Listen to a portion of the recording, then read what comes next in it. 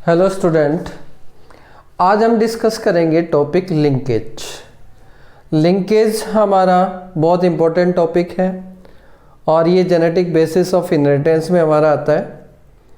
तो linkage basically क्या है कि अगर हम दो जीन को कंसिडर करते हैं, सपोज ए और बी जीन है और वो टेंडेंसी है उन जीन की कि वो मोस्टली टुगेदर इनहेरिट होती है, यानी साथ साथ इनहेरिट होती है नेक्स्ट जनरेशन में, तो उसको हम टर्म देते हैं लिंकेज।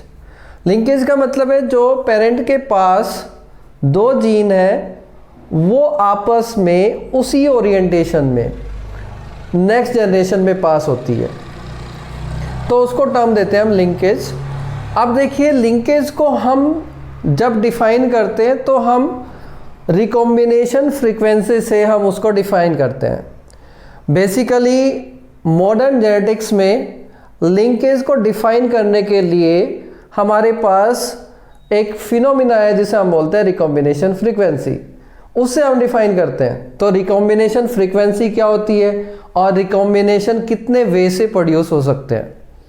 देखिए, रिकॉम्बिनेशन अगर हम दो जीन को कंसीडर कर रहे हैं and we don't know they are present on same chromosome or different chromosome, तो वहाँ पर उस कंडीशन में क्या हो सकता है कि इंडिपेंडेंट असॉर्टमेंट की वजह से भी डिफरेंट कॉम्बिनेशन बन सकते हैं जीन के, और अगर एक ही क्रोमोसोम पर, एक ही होमोलोगस क्रोमोसोम पर जीन प्रेजेंट है तो भी क्रॉसिंग ओवर की वजह से वहाँ पर रिकॉम्बिनेंट बन सकते हैं, यानी हमारे नए कॉम्बिनेशन बन सकते हैं।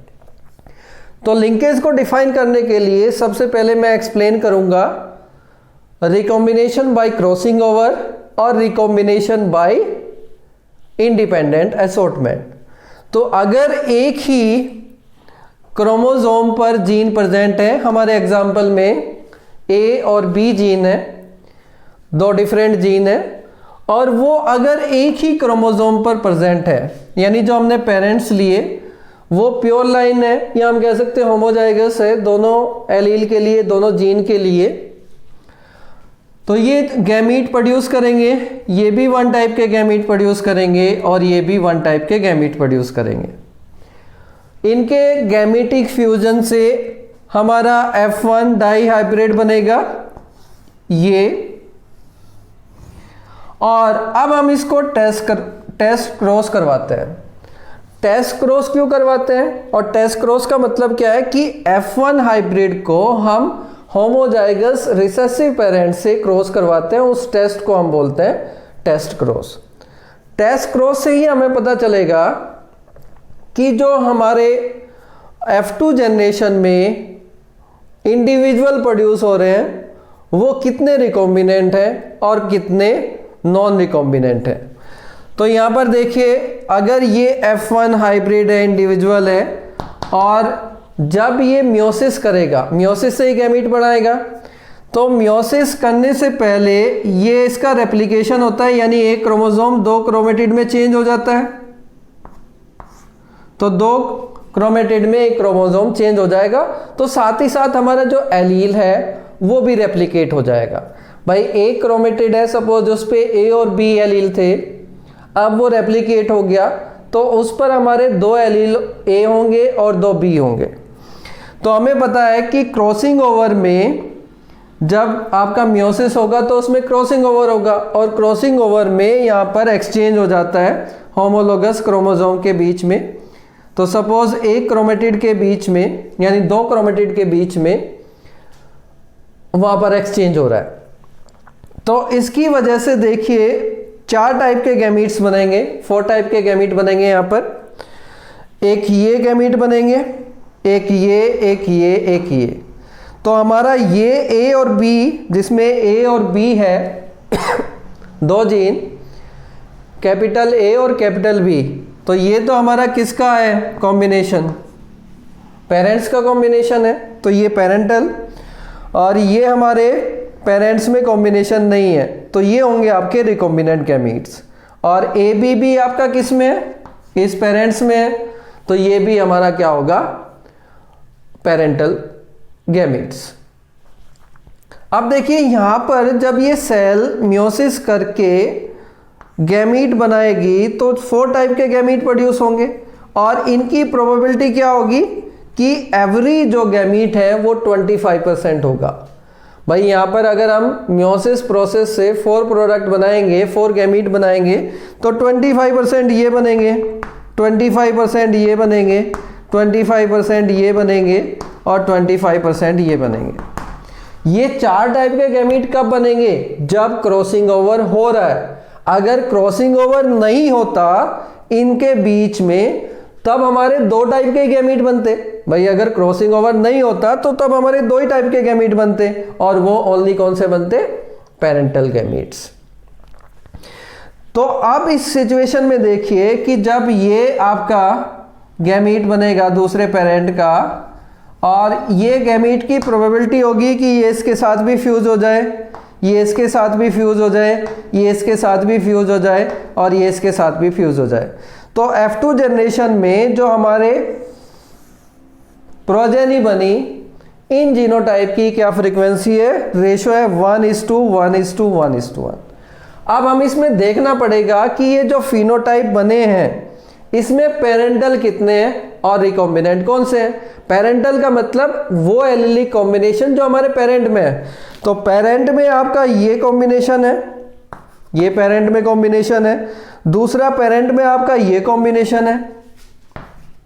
तो इसका मतलब 25-25 50% हमारे पेरेंटल कॉम्बिनेशन है और 50% हमारे रिकॉम्बिनेंट है, क्योंकि ये कॉम्बिनेशन आपके पेरेंट्स में नहीं है, ये क्रॉसिंग ओवर की वजह से वहां पर नए कॉम्बिनेशन आए, रिकॉम्बिनेंट आए हैं, तो ये भी आपके 50% है। तो अगर हम बात करें क्रॉसिंग ओवर से जो रिकॉम्बिनेंट आ रहे हैं, यानी अगर हमारी जीन, जो डिफरेंट जीन जिनको हम कंसीडर कर रहे हैं वो एक ही क्रोमोसोम पर हो और F1 में क्रॉसिंग ओवर हो रहा हो, यानी जो F1 पेरेंट है जब वो गैमीट बना रहा है उसकी सेल में क्रॉसिंग ओवर हो रहा है, तो क्या होगा कि 50% हमारे रिकॉम्बिनेंट प्रोडक्ट बनेंगे और 50% हमारे नॉन रिकॉम्बिनेंट प्रोडक्ट बनेंगे। तो ये तो हमने रिकॉम्बिनेशन निकाल लिया किससे? क्रॉसिंग ओवर से। अब अगर सपोज हमारे जीन 2 डिफरेंट क्रोमोसोम पर है, 2 डिफरेंट क्रोमोसोम पर है, हम ए और बी जीन को कंसीडर कर रहे हैं और वो 2 डिफरेंट क्रोमोसोम पर प्रेजेंट है, तो उस सिचुएशन में देखिए ये पेरेंट ये गैमीट बनाएगा, ये पेरेंट ये गैमीट बनाएगा, और जो हमारा F1 डाइहाइब्रिड बनेगा उसके पास क्या होगे? वो डबल हेटेरोजाइगस कंडीशन में होगा और यहाँ पर हेटेरोजाइगस कंडीशन में होगा, यानी ये डाइहाइब्रिड होगा। अब हम इसका टेस्ट क्रॉस करवाते हैं, यानी F1 को जब हम रिसेसिव पेरेंट से क्रॉस कराएंगे तो अब आप देखिए कि जो ये पार्टिकुलर पेरेंट्स है, यानी जो F1 डाइहाइब्रिड है, अब अगर इंडिपेंडेंट असॉर्टमेंट होता है, इंडिपेंडेंट असॉर्टमेंट का मतलब ये क्रोमोसोम इसके साथ भी जा सकता है, ये इसके साथ भी जा सकता है, ये क्रोमोसोम इसके साथ भी जा सकता है, ये इसके साथ भी जा सकता है, और ये कब होता है हमारा? एनाफेज फर्स्ट में।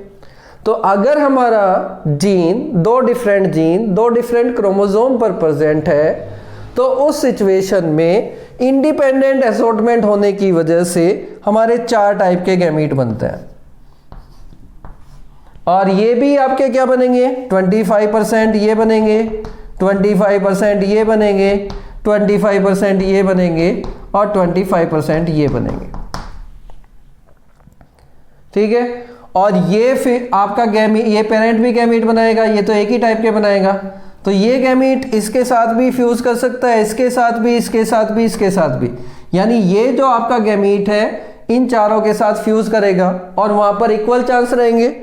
तो हमारे जो F2 प्रोजेनी आएगी, F2 प्रोजेनी में हम देख रहे हैं कि ये पर्टिकुलर कॉम्बिनेशन और ये कॉम्बिनेशन, ये कॉम्बिनेशन, ये कॉम्बिनेशन, तो इसमें देखिए आप, इसमें भी हमारे क्या हो रहा है? 50% रिकॉम्बिनेंट, यानी हमारे नए कॉम्बिनेशन आ रहे हैं, और 50% हमारे पेरेंटल कॉम्बिनेशन है, 50% हमारे पेरेंटल कॉम्बिनेशन है।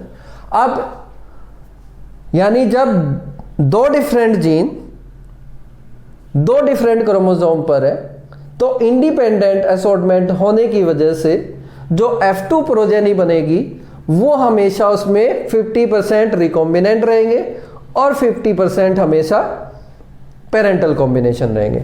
ये अगर दो जीन दो डिफरेंट क्रोमोसोम पर है तो ये कंडीशन कंफर्म है कि हमारा जो 50% रिकॉम्बिनेंट आएगा और 50% हमारा पेरेंटल कॉम्बिनेशन आएगा। ठीक है, तो अगर कोई कहता है, आपको क्वेश्चन दिया जाए कि F2 जनरेशन में आपके 50% रिकॉम्बिनेंट बन रहे हैं और 50% पेरेंटल आ रहे हैं, तो आप कैसे बता सकते हो कि gene are present on same chromosome and gene are present on different chromosome. आप इस सिचुएशन को देख लीजिए, इसमें सेम क्रोमोसोम पर प्रेजेंट है, लेकिन इसमें भी जो आपके 50% रिकॉम्बिनेंट आ रहे हैं और 50% पेरेंटल कॉम्बिनेशन आ रहा है। इस केस में भी 50% रिकॉम्बिनेंट आ रहा है और 50% नॉन रिकॉम्बिनेंट आ रहा है। यहां हम कह सकते हैं कि अगर रिकॉम्बिनेंट 50% है तो ये हम नहीं कह सकते कि genes are present on same chromosome और they are present on different chromosome. इस सिचुएशन में हम कह सकते हैं कि genes may be present on same chromosome and may be present on different chromosome. अब अगर इस सिचुएशन को हम कंसीडर करते हैं, ये सिचुएशन अगर यहां पर क्रॉसिंग ओवर नहीं होता, अगर वो सेल जो डिवाइड कर रही है वो मियोसिस कर रही है, अगर यहां पर क्रॉसिंग ओवर नहीं होता तो सिर्फ दो ही टाइप के गैमीट बनते, या तो ए कैपिटल बी या फिर आपका स्मॉल ए स्मॉल बी। दो ही टाइप के गैमीट बनते हैं अगर क्रॉसिंग ओवर नहीं होता। इसका मतलब क्या है कि वहां पर दोनों जीन एक साथ जा रही है, एक साथ जा रही है। क्या मतलब क्या हुआ यहां पर कि वो एक टुगेदर इनहेरिट हो रही है, नेक्स्ट जनरेशन में वो टुगेदर उसी कॉम्बिनेशन में जा रही है अगर क्रॉसिंग ओवर नहीं है। यानी यहां पर अगर हम कहें कि 50% रिकॉम्बिनेंट नहीं आ रहा है, या हम कहें कि जो हमारा पेरेंटल कॉम्बिनेशन है वो ज्यादा आ रहा है, इसका मतलब क्या है कि जीन्स आर लिंक्ड टुगेदर। इस सिचुएशन के बेस पर कह सकते हैं, इस सिचुएशन में तो हमेशा इंडिपेंडेंट असॉर्टमेंट में तो हमेशा 50% ही आएगा। तो अगर 50% से वैल्यू कम है, यानी हम कह सकते हैं 40% रिकॉम्बिनेंट है या 30% रिकॉम्बिनेंट है, तो अब इस सिचुएशन में हम कह सकते हैं कि genes are present on same chromosome. अगर सेम क्रोमोसोम पर है और मियोसिस नहीं हो रहा है तो वहां पर उस कंडीशन में हो सकता है कि आपका पेरेंटल कॉम्बिनेशन ज्यादा आ जाए, या हम कह सकते हैं कि रिकॉम्बिनेंट 50% से कम आ जाए। अब अगर इसमें 50% से कम आ रहा है रिकॉम्बिनेंट, तो वो कितना लिंक्ड है एक दूसरे से, वो हम रिकॉम्बिनेशन फ्रीक्वेंसी के बेस पर निकालते हैं। और हम रिकॉम्बिनेशन फ्रीक्वेंसी को भी एक टेस्ट के थ्रू आपको कैलकुलेट करना बताएंगे कि कैसे हम निकालते हैं। तो अगर रिकॉम्बिनेशन फ्रीक्वेंसी सपोज 30 आती है और एक पार्टिकुलर सिचुएशन है जिसमें 40 आती है, दो जीन है जिनके बीच में रिकॉम्बिनेशन फ्रीक्वेंसी 30 आती है, दो जीन है जिनके बीच में रिकॉम्बिनेशन फ्रीक्वेंसी 40 आती है, तो दैट मीन्स जो आपकी 40 वाली है उसमें आपके रिकॉम्बिनेंट ज्यादा बन रहे हैं ना। इसका मतलब they are present at more distance than previous. 30% में इसका मतलब आपका पेरेंटल कॉम्बिनेशन वहां ज्यादा हो रहा है। अगर कॉम्बिनेशन पेरेंटल ज्यादा है, इसका सीधा सा मतलब है कि वहां पर अगर 50 सेल डिवाइड कर रही है, अगर हम सपोज ये इंडिविजुअल है F1 इंडिविजुअल और इसकी 50 सेल डिवाइड करके गैमीट बना रही है, तो इसका मतलब है कि वहां पर कुछ सेल्स है जिसमें मियोसिस नहीं हो रहा है, सॉरी क्रॉसिंग ओवर नहीं हो रहा है। इसका मतलब अगर कुछ सेल्स में क्रॉसिंग ओवर नहीं हो रहा है तो हमारा पेरेंटल कॉम्बिनेशन ऑब्वियसली ज्यादा आएगा। तो अगर क्वेश्चन में आपको पूछा जाए, एक कंडीशन दे कि आपको 50% रिकॉम्बिनेंट मिल रहा है और 50% पेरेंटल, तो आपसे पूछे कि जीन सेम क्रोमोसोम पर है या डिफरेंट पर, तो आपका आंसर क्या होगा? अगर they may be present on same chromosome, they may be present on different chromosome, क्योंकि दोनों कंडीशन में ही अगर क्रॉसिंग ओवर होता है, अगर क्रॉसिंग ओवर होता है तब उस कंडीशन में आप कह सकते हो कि जीन्स में B present on same chromosome और ऑन डिफरेंट क्रोमोसोम, बट अगर 50% से कम रिकॉम्बिनेंट आ रहे हैं तब आप श्योर हो कि genes are present on the same chromosome. तब आप कह सकते हो श्योरली कि genes are present on the same chromosome. और रिकॉम्बिनेशन फ्रीक्वेंसी निकालने के बाद अब आप ये बता पाओगे कि वो कितनी लिंक्ड है आपस में, कितना लिंकेज है उनके बीच में। अगर सपोज 90% आपका पेरेंटल आता है यानी 90% वो लिंक्ड है, 10% रिकॉम्बिनेंट आ रहा है वहां पर, तो वो भी मैं आपको निकालना सिखाऊंगा। तो नेक्स्ट में हम देखेंगे कि कैसे हम रिकॉम्बिनेशन फ्रीक्वेंसी को निकालते हैं। ठीक है, that's all for this lecture.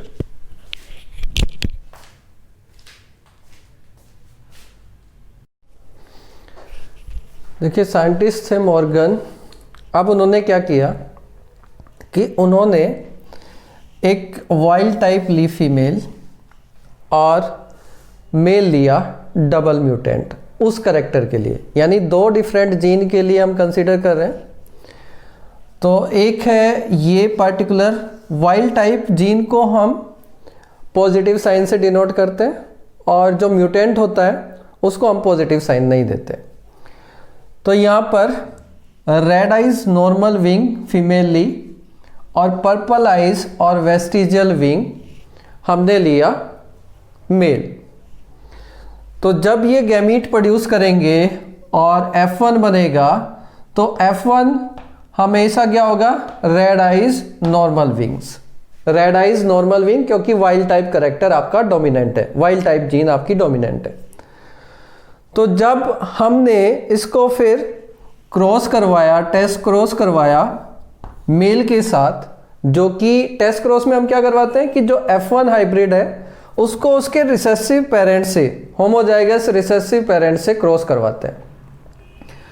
तो हमने देखा कि फीमेल ने ये गैमीट प्रोड्यूस किए और मेल एक ही टाइप का गैमीट प्रोड्यूस करेगा। यानी यहाँ पर फीमेल ने तो 4 टाइप के गैमीट प्रोड्यूस किए और मेल ने एक ही टाइप का गैमीट प्रोड्यूस करेगा। तो इसके कॉम्बिनेशन से जब हमारी प्रोजेनी बनेगी तो 1339 ये आए हमारे पेरेंटल कॉम्बिनेशन। ये तो आपका पेरेंटल कॉम्बिनेशन है ना, ये वाला पेरेंटल कॉम्बिनेशन है। और जो हमारा ये दूसरा है ये भी पेरेंटल कॉम्बिनेशन है, ये हमारा है 1195। और जो हमारे रिकॉम्बिनेंट है वो आए 151 ये बने और 154 ये आए। तो आप यहाँ पर देख सकते हैं कि जो आपके पेरेंटल कॉम्बिनेशन है वो ज़्यादा आ रहे हैं, पेरेंटल कॉम्बिनेशन ज़्यादा आ रहे हैं और जो हमारे रिकॉम्बिनेंट है वो कम है। इसका मतलब ये तो क्लियर है, जैसे अभी तक हमने पढ़ा है, जैसे मैंने इससे पहले सेक्शन में इसको एक्सप्लेन किया है, अगर जीन्स 2 डिफरेंट क्रोमोसोम पर होते तो हमारा हमेशा रिकॉम्बिनेंट 50% आता। अब क्योंकि हमारा 50% रिकॉम्बिनेंट नहीं आ रहा है, इसका मतलब हमारा जीन एक ही क्रोमोसोम पर है, यानी 2 डिफरेंट जीन एक ही क्रोमोसोम पर प्रेजेंट है और वो पेरेंटल कॉम्बिनेशन के गैमीट ज़्यादा बन रहे हैं। इसका सीधा सा मतलब है कि जितनी बार वो क्रॉसिंग ओवर हो रहे हैं, यानी जो सेल्स गैमीट प्रोड्यूस कर रही है, सपोज 50 सेल्स है, तो अगर 50 सेल्स मियोसिस करके गैमीट प्रोड्यूस कर रही है तो कुछ सेल में ही क्रॉसिंग ओवर हो रहा है और कुछ सेल्स में, यानी जो मोस्ट ऑफ सेल्स है उसमें क्रॉसिंग ओवर नहीं हो रहा है। इसका मतलब वो जो पेरेंटल गैमीट्स है वो ज़्यादा प्रोड्यूस हो रहे हैं। तो वैसे तो अगर टेस्ट क्रॉस के हिसाब से देखा जाए तो कितना होना चाहिए था, अराउंड 710 ये होना चाहिए था, 710 ये होना चाहिए था, 710 ये होना चाहिए था, 710 ये होना चाहिए था। अगर हर बार क्रॉसिंग ओवर होता, यानी ये जो सेल्स हैं, सपोज यहाँ पर जो फीमेल की सेल्स है, अगर फीमेल की सेल्स हर बार मियोसिस करती, सपोज 50 सेल्स की हम बात कर रहे हैं, अगर वो हर बार मियोसिस करती तो हमारा प्रोडक्ट क्या होता कि 710 यानी 1:1:1:1 की रेशो में आता F2 जनरेशन में। लेकिन ऐसा नहीं हो रहा है। इसका मतलब कुछ सेल्स में क्रॉसिंग ओवर हो रहा है और कुछ सेल्स में क्रॉसिंग ओवर नहीं हो रहा है। तो जिन सेल्स में क्रॉसिंग ओवर नहीं हो रहा है वो तो पेरेंटल गैमीट ही प्रोड्यूस करेंगी, और जिनमें हो रहा है क्रॉसिंग ओवर वो आपके रिकॉम्बिनेंट प्रोड्यूस करेंगी। इसका मतलब क्या हुआ कि जो आपके पेरेंटल गैमीट्स हैं वो ज़्यादा प्रोड्यूस हो रहे हैं, इसका मतलब वहाँ पर ज़्यादा सेल्स हैं जिनमें कि क्रॉसिंग ओवर नहीं हो रहा है। तो इस वे से अब हम इसकी रिकॉम्बिनेशन फ्रीक्वेंसी निकालेंगे, कितना रिकॉम्बिनेंट प्रोडक्ट है आउट ऑफ 100। तो उसके लिए हम क्या करते हैं, हम एक फॉर्मूला यूज करते हैं जिसमें कि हम रिकॉम्बिनेंस फ्रीक्वेंसी को निकालते हैं। अब देखिए इसमें हम रिकॉम्बिनेशन फ्रीक्वेंसी को कैलकुलेट करेंगे। रिकॉम्बिनेशन फ्रीक्वेंसी मतलब टोटल जितनी आपकी प्रोजेनी आई उसमें से रिकॉम्बिनेंट कितने हैं। तो यहां पर इसके लिए अगर हम टोटल पेरेंटल काउंट करें ये और ये, तो ये हमारे आते हैं 2534, रिकॉम्बिनेंट हमारे आ रहे हैं 304 और टोटल प्रोजेनी है हमारी 2839। तो अब इसके लिए हम रिकॉम्बिनेशन फ्रीक्वेंसी के लिए फॉर्मूला लगाते हैं रिकॉम्बिनेंट अपॉन टोटल प्रोजेनी। तो रिकॉम्बिनेंट हमारे कितने हैं 305, टोटल प्रोजेनी कितनी है 289 इंटू 100, तो 10.7% हमारी रिकॉम्बिनेशन फ्रीक्वेंसी आ रही है। इसका मतलब है कि आउट ऑफ 100 10.7 हमारे प्रोडक्ट या प्रोजेनी रिकॉम्बिनेंट है। इसका मतलब तो यही हुआ क्लियर कि हमारा जो पेरेंटल कॉम्बिनेशन है वो कितने आ रहे हैं अराउंड 90, यानी जो आपकी प्रोजेनी है वो 90% सिमिलर है पेरेंट्स के और 10.7% है डिफरेंट है, वो रिकॉम्बिनेंट है। इसका मतलब क्या हुआ कि अगर इंडिपेंडेंट असॉर्टमेंट होता तो हमारा 1:1:1:1 वो डेफिनेटली नंबर आता, और अगर सेल जो गैमीट प्रोड्यूस कर रही है हर सेल में आपका मियोसिस होता और क्रॉसिंग ओवर होता, हर सेल में क्रॉसिंग ओवर होता, तो भी हमारी 1:1:1:1 आती टेस्ट क्रॉस रेशो। लेकिन ऐसा नहीं हो रहा है। इसका मतलब है कि जीन्स बहुत क्लोज है आपस में और वो क्लोजनेस की वजह से उनके बीच में क्रॉसिंग ओवर नहीं हो पा रहा है। यानी जो आपकी 90% सेल्स है हम कह सकते हैं कि उनमें क्रॉसिंग ओवर नहीं हो रहा है, तो उसकी वजह से वहां पर पेरेंटल कॉम्बिनेशन ज़्यादा आ रहे हैं। तो सबसे पहले तो हमने रूल आउट किया अगर 50% रिकॉम्बिनेंट नहीं है तो इसका मतलब genes are present on same chromosome. अब अगर जीन सेम क्रोमोसोम पर प्रेजेंट है तो वो कितना उनकी रिकॉम्बिनेशन फ्रीक्वेंसी आ रही है, तो यहाँ पर रिकॉम्बिनेशन फ्रीक्वेंसी आ रही है हमारी 10.7। इसका मतलब कि जीन बहुत क्लोज है और वो सिर्फ 10.7% ही हमारे रिकॉम्बिनेंट बन रहे हैं। तो इसके बेस पर हम जेनेटिक मैप बनाते हैं कि अगर सपोज आपको जीन के 3 जीन है और उसके बीच में क्रॉसिंग ओवर प्रोडक्ट या रिकॉम्बिनेंट फ्रीक्वेंसी आपको दी गई है तो आप कैसे अरेंज करोगे। तो वो एक सिंपल कैलकुलेशन है जिसमें कि हम उसको अलाइन कर लेते हैं, यानी मैप बना लेते हैं। ठीक है, तो इतना हुआ हमारा ये क्लियर कंसेप्ट।